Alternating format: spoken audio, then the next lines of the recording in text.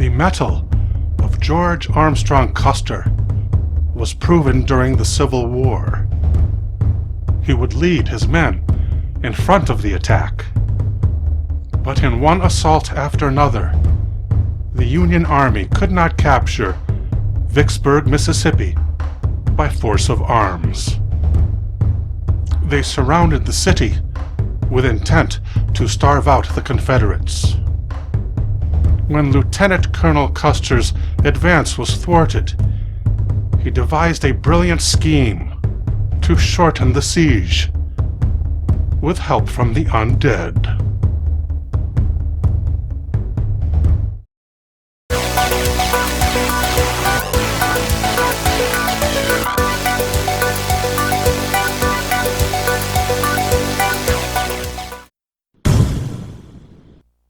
Until his monumental failure against the Lakota Sioux and Cheyenne Indians at the Battle of the Little Bighorn, George Custer had an outstanding military career.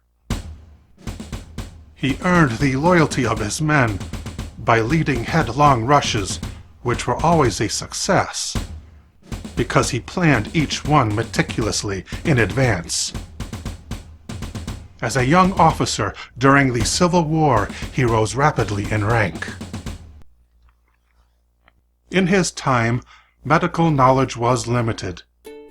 Military surgeons did not wash their hands before performing amputations. Bacteria was unknown. There was a viral pandemic during the war, which was overshadowed by the casualties of the war itself. From descriptions in Army hospital records, the CDC has identified the historical contagion as the Z virus. Both sides of the war between the states shared a mutual hatred of the living dead. The cursed souls were exterminated on sight, even if they were seen heading towards the enemy. This was an unspoken agreement between the North and the South. Suffer not to live, an abomination of the Lord. Colonel Custer himself first fought the living dead the day before the Battle of Bull Run. After dispatching one such animated corpse, he took a scarlet neckerchief from the body and made it part of his uniform. Initially, his men had made fun of the fancy uniform he preferred. Now they began to copy it, especially the blood-red scarf. The Mississippi River was a major supply line for the South. In the summer of 1863, Vicksburg was the last location it controlled on the river. The North brought 75,000 men against only 35,000 Confederates. But the city of Vicksburg was built like a fortress, easily defeating 2 attacks and inflicting heavy Northern casualties. The High Commander of the Union troops, Ulysses S. Grant, ordered that the city be surrounded. No food could get in. He would wait them out. Custer's cavalry was given nowhere to ride. They were permanently camped on Chickasaw Bluffs, on the northern perimeter of the city garrison. But sitting still was not in Custer's vocabulary. Not even his superiors in the 15th Corps knew of the covert military action taken by Colonel Custer on June 22nd. He ordered the capture of 6 walking corpses.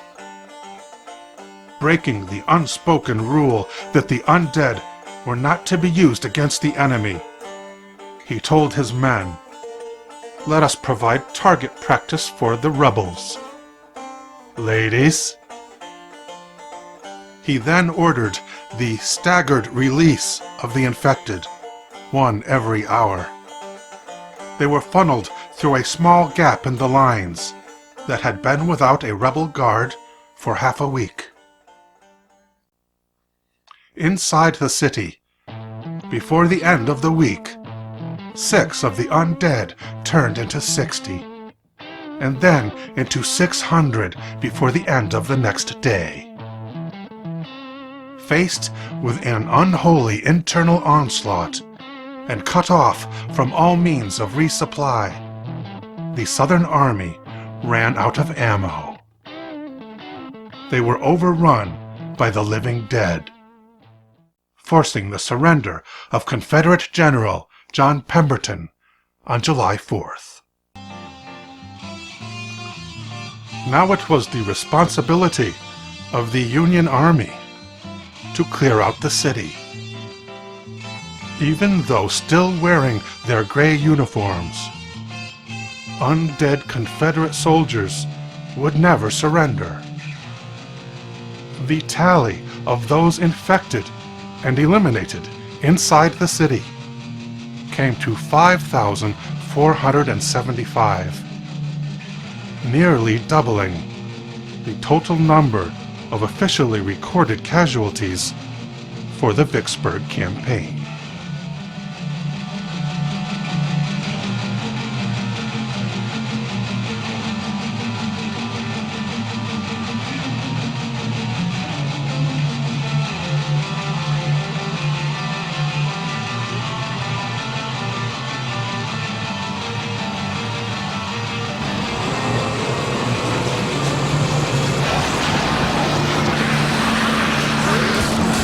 Just keep coming.